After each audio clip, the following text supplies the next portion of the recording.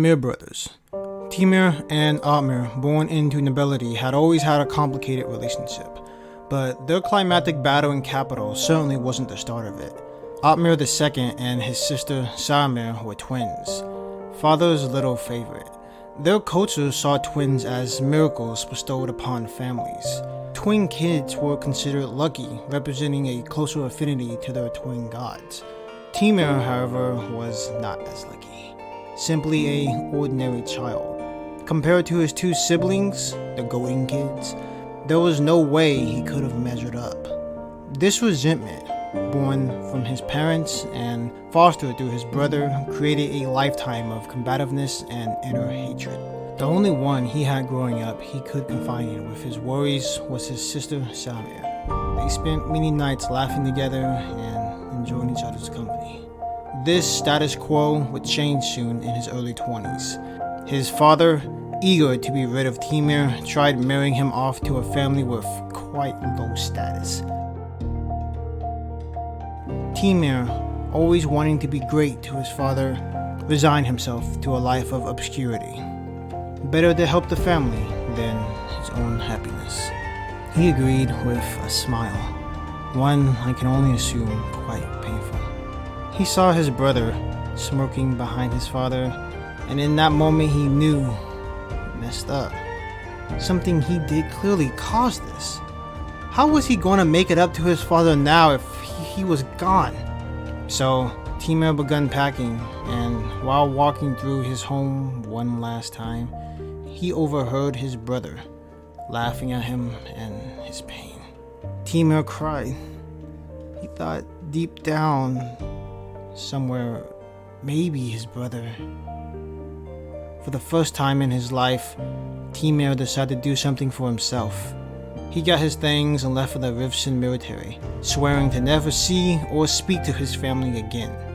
His family took this as the deepest level of disrespect.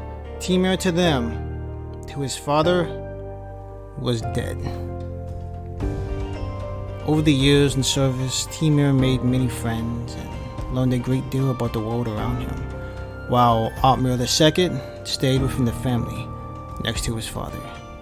In time, Rev, their kingdom's god Lador, stripped them from their land, seemingly on a whim. Otmir I swore to return his kin to their ancestral lands, and to accomplish this task, he formed the True Hair Bandits. Timur, hearing of this plight, felt sympathy for his kin, so he returned home only to have his goodwill and face spat in. But this time, Timur was a different man now, so he knocked in Otmir's teeth and proceeded to beat the living shit out of him. Only by Samir's mediating did the situation resolve. Timur cooled off, and by the good grace of Samir, was allowed to help the family, begrudgingly. Timur and Otmir II over these next 6 years of banditry would butt heads almost relentlessly. If their father didn't need Timur's military expertise, he would have been exiled long ago. After 6 years, Otmir I had finally felt he had gotten enough people together, and on 48, they stormed Capital. It was a failure, but not entirely. They made many connections during its aftermath, General Mimic and Adrian being one of such people. Timur, of course, was left behind in a bit of pure spite from his father. His father and Golden Boy wanted all the honor of victory to themselves. No such honor was given that day. The following year, they tried again, with Timur once again being left behind at Camp 2. And I quote, "hold down the beds." It was this time, however, a complete failure. Timur's father was killed and Otmir II was captured. Within a week, their camp was found and everything Timur loved was dead. As his sister, the only family member he really cared for, was stabbed in the back while fleeing. Timur knew on every fiber of his being that Otmir had something to do with this. Somehow he knew that bastard talked. No more words were needed. His hatred of Otmir was the only thing that truly solidified while fleeing east, running away for the second time in his life. Otmir II was now a broken man, tortured and humiliated for information. The only thing that kept him sane was his faith in the gods and their infinite wisdom. There's no proof Otmir did anything, but these were the lines that were drawn. While Timur would go on to establish the Men of Central, East, and West, CEW, and liberate the core lands of Rivshin, Otmir would rot, stationary for 6 years. Mindless for 6. Once Capital had fallen and all inmates were released from their imprisonment, Timur would face Otmir for the first time in over half a decade, with their roles now reversed. Timur being the hero of the core lands in Minsky, while Otmir II, a no one. They stared at each other for quite a while. Timur for so many years wanted to kill him, but after seeing his sorry state, the only thing he could express in that moment was pity. Otmir simply said, as though he had seen a ghost, "Brother, you live." And Timur replied, "That I do, Otmir." Timur couldn't bring himself to do it, so Otmir was released and he quickly joined up with Timur's rebellion. They marched out to conquer May and finish the Civil War. During these travels, Otmir began thinking. He was the older brother, after all, and he and his father started this. It's only right that I lead. Otmir proclaimed himself the door on family hierarchy principles alone. He was humiliated, and on top of that, soon after, Timur did the same thing and was praised among many. The final straw of Otmir's humiliation over the last 13 years. By this point, the CEW was a hair's length away from collapsing in on itself. So Otmir began creating his own faction within the CEW. Once the men of Central, East, and West were decisively defeated by May at the Battle of Minervik on 24/3/56, a massive divide ensued.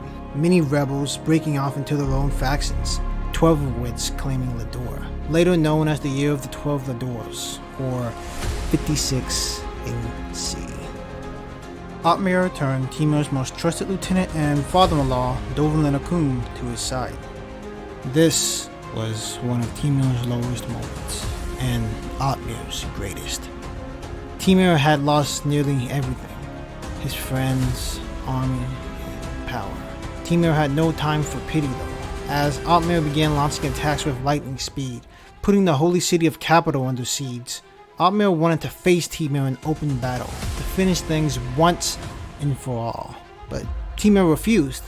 He simply sat behind the holy walls of Ural, counting on winter to finish him off. Otmir kept sending letters to provoke him, to get some kind of reaction like he did all those years ago. But Otmir didn't realize that Timur, once again, was no longer the same man 7 years ago. He replied by sending 2 boxes, one bigger and another smaller. They were quite elegant and pristine ones at that. The messengers tried leaving immediately, but Otmir made them wait. The look of true fear on their faces set in as they knew what was coming. The bigger one smelled foul, so Otmir opened the smaller one first. It had a letter stating, "My brother, your whole life you've claimed power you've never earned. Well, inside there's your rightful power. If you want more, send the bigger box. You are quite impatient for it after all." Otmir rushed to the second box, only to find a metric ton of human feces. Otmir's composure never recovered. He was blinded by so much rage. The messengers were slaughtered and a relentless siege to breach the walls commenced. Despite the efforts of Duvlin and his cabinet of the futility of it, the walls of Ural were impregnable. But he didn't listen. By winter's start, Otmir's army was exhausted and they were forced to retreat home. Only now, seeing his defeat, did the gravity of his actions set in. Instead of remorse though, he doubled down, refusing to admit he had truly lost, and on top of that, to his foolish brother? Safe to say his generals were in shock when he began talking about plans not to rebuild the army or form alliances and strengthen their borders after this horrific defeat, but plans to attack Timur next year. Otmir II, head of the Mir family, would be found dead in his sleep, strangled to death, allegedly by Timur assassins. Right. While Timur would go on to propel his kingdom to greatness, and eventually to mop up Otmir's remnants. Hey everybody, welcome back to Istorina.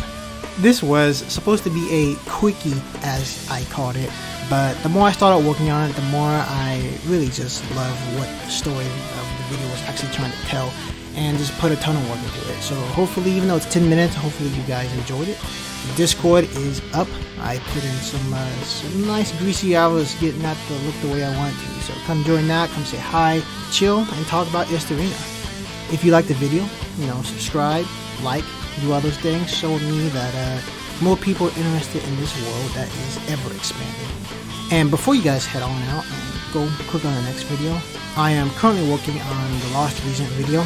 That is the video that explains all of the build-up to the Western Lakes video. The Lost Regent explains everything that has happened right up before the kingdom of Orun fell. You're going to get a lot of context as to what is the political situation in the area. And then after that, the Western Lakes video will be coming out at long last. So I'm excited about that. I'm also looking for charitable people who are willing to give some of their time and help out. If you're interested in world building and to help create an ever-evolving, ever-expanding world, feel free to hit my email below. Until then, see you later, guys.